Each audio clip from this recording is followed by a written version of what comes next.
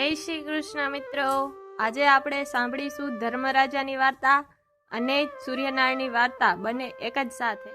ધર્મરાજાની વાર્તા। આ વ્રત સામાન્ય રીતે મકર સંક્રાંતિના દિવસથી લેવાય છે અને 6 મહિના સુધી ચાલે છે। વ્રત કરનારે નાહી ધોઈને ધર્મરાજાની વાર્તા સાંભળવી। વાર્તા સાંભળતી વખતે ધર્મરાજા એમ બોલવું। એક બ્રાહ્મણ અને બ્રાહ્મણી હતા। એમને 2 છોકરા અને 1 છોકરી। આખું કુટુંબ ખૂબ ગરીબ હતું, છતાં ઘણું નીતિમાન હતું। તેમના આંગણે આવેલા કોઈ અતિથિ કોઈ દિવસ ભૂખ્યો પાછો જતો નહીં। તેઓ હંમેશા ઓછામાં ઓછા એક અતિથિને જમાડીને જ જમતા, અથવા કોઈ પક્ષીને ચણ નાખીને જ જમતા।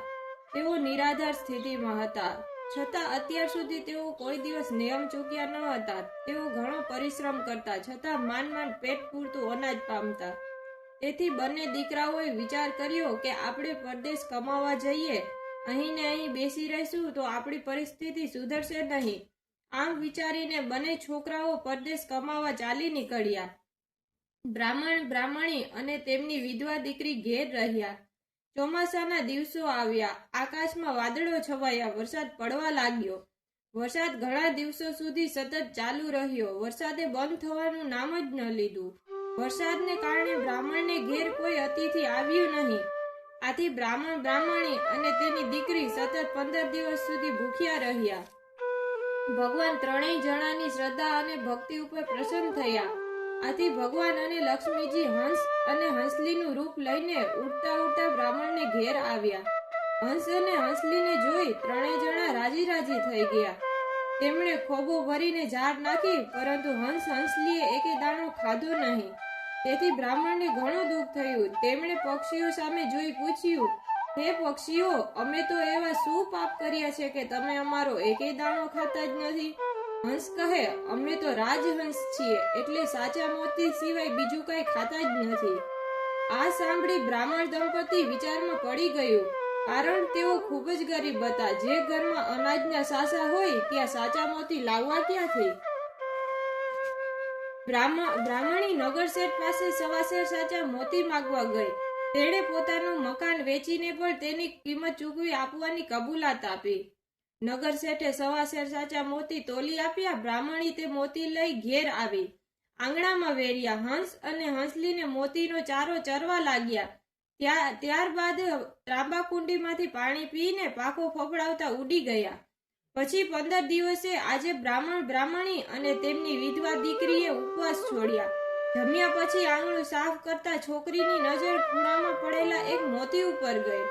તેણે એ મોતી તુલસી ક્યારામાં મૂક્યું।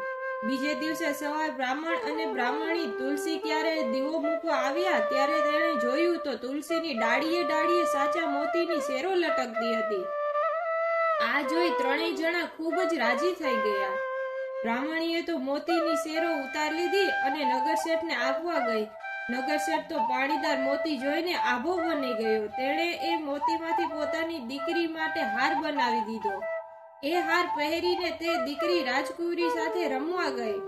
રાજકુંવરી તે હાર જોઈ ખૂબ જ રાજી થઈ ગઈ। તેણે પણ પોતાના પિતા પાસે એવા હારની માગણી કરી। રાજાએ નગર શેઠ પાસે તે મોતીની માગણી કરી। નગર શેઠ કહે, મહારાજ, આવા પાણીદાર મોતી મારી પાસે નથી, આ તો બ્રાહ્મણના ઘેરથી આવેલા છે। રાજાએ બ્રાહ્મણના ઘેર તપાસ કરાવી તો તેને જાણવા મળ્યું કે એના આંગણામાં રહેલા એક તુલસી ક્યારામાં રોજ આવા પાણીદાર સાચા મોતી ઉગે છે।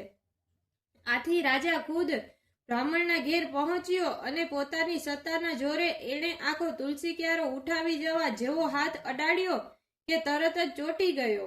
રાજાની રાણી સાથે હતા। એ રાણીએ હાથ છોડાવવા ગઈ તો તેના હાથ પણ ચોંટી ગયા। રાજા રાણી તો બૂમાબૂમ કરવા લાગ્યા। બ્રાહ્મણ અને બ્રાહ્મણી બહાર દોડી આવ્યા। તેમણે તુલસી માતાને પ્રાર્થના કરી એટલે રાજા રાણીના હાથ છૂટા પડ્યા। રાજા રાણી વિલે મોઢે બ્રાહ્મણના ઘેરથી પાછા ફર્યા। બ્રાહ્મણને ઘેર તો હવે રોજ સવાશેર સાચા મોતી ઉતરવા લાગ્યા, એટલે તેઓ ધનવાન થઈ ગયા। બ્રાહ્મણે પોતાના બંને છોકરાઓને પરદેશથી પાછા તેડાવ્યા અને કહ્યું, દીકરાઓ, હવે અમારું આયુષ્ય પૂરું થવા આવ્યું છે। આજ છીએ અને કાલ નથી। દેહનો વિશ્વાસ ન રખાય, એટલે આપણા ઘરમાં જે કાંઈ છે તેના 3 ભાગ પાડજો। 2 ભાગ તમે બંને ભાઈઓ લેજો અને 1 ભાગ બહેનને આપજો. થોડા દિવસ પછી બ્રાહ્મણી મરણ પામ્યા. રોજ સવાશેર મોતી તુલસી ક્યારે ઉગે અને રોજ 3 ભાગ પડે. એટલે એક દિવસ મોટા છોકરાની વહુએ કહ્યું, તમારી બહેન રોજ 3જો ભાગ લે છે અને રોટલા મારે ટીપવા પડે છે. જો 3જો ભાગ લેવો હોય તો જુદા રહે. ભાભીના આવા કડવા વચનો સાંભળીને બહેનને ઘણું દુઃખ થયું. બહેન તો અલગ રહેવા લાગી. તે મા બાપની માફક દરરોજ નિયમ પ્રમાણે ચકલાને ચણ નાખતી, અતિથિને જમાડતી અને પ્રભુ ભજન કરતી. એક દિવસ વિધવા બહેનને એકાએક તાવ ચડ્યો. ભાઈઓએ વિચાર્યું, ચાલો આજે બહેનને મળી આવીએ. બંને ભાઈઓ મળવા આવ્યા. આવીને જુએ છે તો બહેનનું શબ પડેલું. બંને ભાઈઓ પોક મૂકીને રડવા લાગ્યા. બહેન તો ધાર્મિક હતી. એનો જીવ લઈને ધર્મરાજા દૂતો ચાલવા માંડ્યા. જતા જતા વેતરણી નદી આવી. બહેને ગાયોના દાન કર્યા એટલે એક ગાય આવી. તેના ગાયના ટેકે ટેકે વેતરણી નદી પાર કરી ગયા. આગળ ગોખરુનું વન આવ્યું. બહેને જોડાના દાન કર્યા હતા એટલે બહેનને જોડા મળતા તેણે જોડા પહેરી વન વટાવી લીધું. આગળ જતા તાપના અંગારા વરસતા હતા. બહેને છત્રીનું દાન કરેલું એટલે છત્રીની મદદથી તાપ પણ વટાવી ગયા. બહેને અન્નદાન આપ્યું હતું એટલે બહેનને ભોજન પણ મળ્યું. આમ કરતા કરતા તેઓ ધર્મરાજાની સભામાં આવ્યા. ધર્મરાજાએ બહેનના ચોપડા તપાસવા માંડ્યા. બધા વ્રત નીકળ્યા પણ ધર્મરાજાનું વ્રત ન નીકળ્યું. ધર્મરાજાએ કહ્યું, તમે મારું વ્રત કર્યું નથી, માટે તમે પાછા મૃત્યુલોકમાં જાઓ. બહેન બોલી, તમારું વ્રત સી રીતે થાય? ધર્મરાજા બોલ્યા, મારું વ્રત 6 મહિનાનું છે. ગમે તે દિવસથી આ વ્રત લઈ શકાય. આ વ્રતમાં ધર્મરાજા નામનો દીવો કરવો, હાથમાં ઝારના દાણા રાખી મારી વાર્તા સાંભળવી. કોઈ સંભળાવનાર ન હોય તો ઉપવાસ કરવો. 6 મહિના પૂરા થાય ત્યારે વ્રતનું ઉજવણું કરવું. ઉજવણું કરતી વખતે વાંસનો ટોપલો, સવાશેર જુવાર, લાલ કપડાનો કટકો, 1 જોડી કપડા, છત્રી, પાનસ, જોડા, સવાશેર સાચા મોતી, હોળી, નિસરણી, સોના અને રૂપાની 2 મૂર્તિ, આ બધું સુપાત્ર વિદ્વાનને દાનમાં આપવું. આટલું બધું આપી શકાય એમ ન હોય તો શક્તિ પ્રમાણે બને તેટલું આપવું. સવાશેર ઘીની સુખડી કરી એના 4 ભાગ પાડવા. 1 ભાગ ગાયના ગોવાળને, બીજો બ્રાહ્મણને, 3જો ભાગ રમતા બાળકને અને 4થો ભાગ ઘરના માણસોને આપવો. બધા બહેનના મરદાને સ્મશાનમાં લઈ ગયા. સ્મશાનમાં તેના મરદાને આગ ચાપવાની તૈયારી થતી હતી ત્યાં લક્ષ્મીજી ડોસી સ્વરૂપે આવ્યા અને બોલ્યા, મારે આ સતીનું મોં જોવું છે. આમ કહી ડોસી તેની પાસે ગયા અને મોં ઉપર હાથ ફેરવ્યો. ત્યાં તો છોકરી જીવતી થઈ ગઈ. લોકો આ દ્રશ્ય જોઈ અચરજ પામ્યા. ભાઈઓ તો બહેનને સજીવન થયેલી જોઈ રાજી રાજી થઈ ગયા. પછી બહેને ઘેર આવીને ધર્મરાજાનું વ્રત કર્યું. 6 માસ પૂરા થયા એટલે બહેન ફરી બીમાર પડી અને 2-3 દિવસમાં મૃત્યુ પામી. એટલે બહેનનો જીવ લેવા ધર્મરાજાના દૂતો આવ્યા. તે આવતા જ ઘરમાં એકદમ રોશની થઈ ગઈ અને કુમકુમ પગલા પડવા માંડ્યા તથા મોતીના સાથિયા પુરાયા. ધર્મરાજાના દૂતો તેના જીવને પોતાની સાથે સ્વર્ગ લઈ ગયા. હે ધર્મરાજા, તમે જેવા બહેનને ફળ્યા તેવા વ્રત કરનાર સૌને ફળજો. બોલો ધર્મરાજાની જય.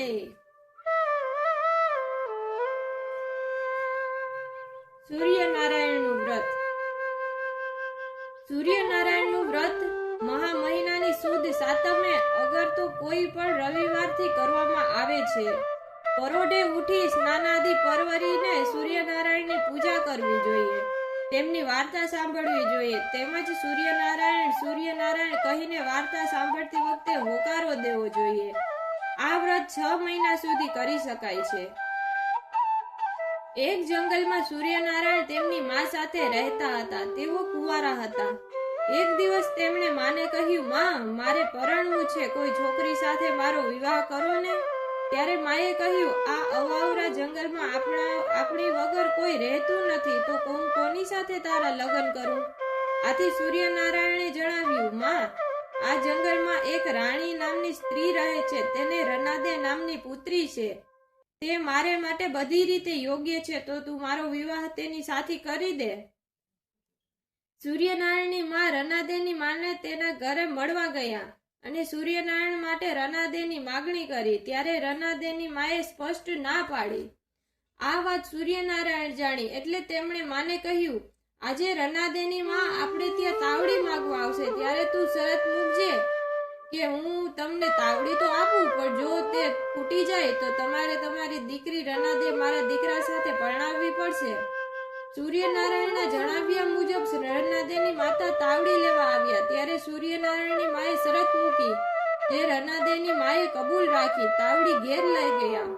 તાવડીનું કામ પતી ગયા બાદ રનાદેની માં તાવડી લઈને પાછી આવતા હતા, ત્યારે રસ્તામાં બે સાંઢ લડતા લડતા રનાદેની માં સાથે અથડાયા. આથી તાવડી ફૂટી ગઈ, જેથી શરત મુજબ સૂર્યનારાયણ સાથે રનાદેના લગ્ન થઈ ગયા. નિત્ય નિયમ મુજબ સૂર્યનારાયણ સવારથી ફરવા જાય ને રાત્રે ઘેર પાછા ફરે, તેથી રનાદેને આખો દિવસ ભૂખ્યા રહેવું પડે.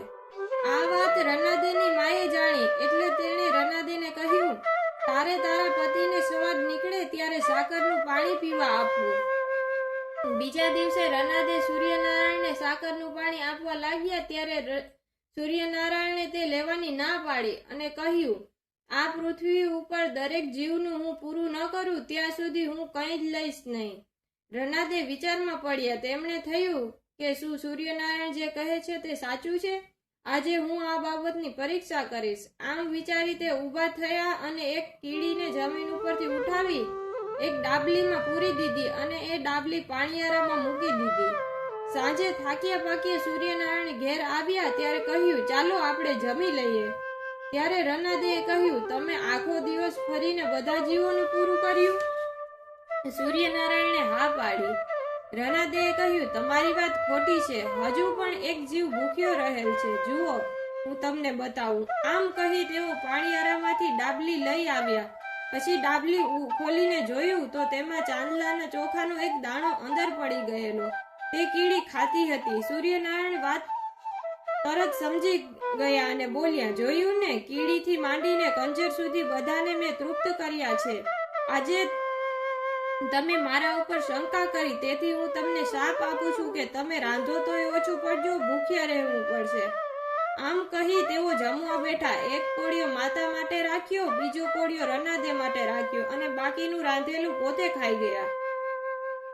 આમ હંમેશ માટે સૂર્યનારાયણ જમવા બેસે ત્યારે બધું જ ખાઈ જાય, માત્ર બે જ કોળિયા રાખે.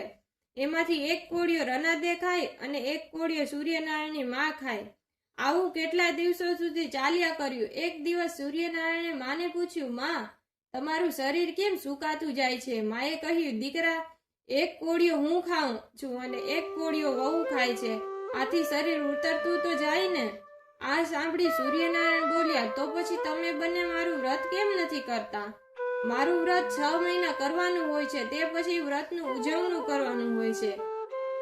તે વખતે 1.25 શેર ઘઉંનો લોટ, શેર ઘી અને ગોળ લેવા, તેના લાડુ કરવા. એક લાડુ મને ધરાવજો, તેમાંથી એક લાડુ રમતા બાળકને, બીજો ગાયના ગોવાળને, ત્રીજો લાડુ માળીને આપવો. ત્યારબાદ બ્રાહ્મણ અને અતિથિને જમાડીને પોતે ચોથો લાડુ ખાવો. આ રીતે મારા વ્રત નું ઉજવણું કરવું. વ્રત કરવાથી દુઃખ દારિદ્ર્યનો નાશ થાય છે, બળ, બુદ્ધિ અને ધન વધે છે, આયુષ્ય વધે છે, વાંજિયાને પારણું બંધાય છે. આ બધું જાણ્યા પછી સૂર્યનારાયણની માએ અને રનાદીએ સૂર્યનારાયણનું વ્રત શરૂ કર્યું. તેનું ઉજવણું પણ કર્યું. તે વખતે અતિથિ તરીકે વનમાં ફરતા ફરતા રામ લક્ષ્મણ આવી ચડ્યા. તેમને જમવા બેસાડી દીધા. જમીને રામ લક્ષ્મણ પોતાની કુટીર પર આવ્યા. હવે તો તેઓ થોડું રાંધે તોય વધે, થોડું જમે તોય ધરાઈ જાય. સૂર્યનારાયણના વ્રતના લીધે તેમને કોઈ જાતનું દુઃખ ન રહ્યું. સીતાજી પણ આ વ્રત કરતા હતા, એટલે સૂર્યનારાયણની વાર્તા કોને કહે અને જમે શું? આથી રામની સૂચનાથી તે વનમાં એક રબારણ રહેતી હતી. તેનો છોકરો મરી ગયો હતો એટલે એ ભૂખી હતી. સીતાજી તેની પાસે ગયા અને તેને વાત કહી સંભળાવી અને તેનો દીકરો જીવતો થયો. પોતાનો દીકરો જીવતો થયો એટલે રબારણે પોતે પણ સૂર્યનારાયણનું વ્રત લીધું. સૂર્યનારાયણનું વ્રત જેમ સૌને ફળ્યું એવું વ્રત કરનારને ફળજો. બોલો સૂર્યનારાયણની જય.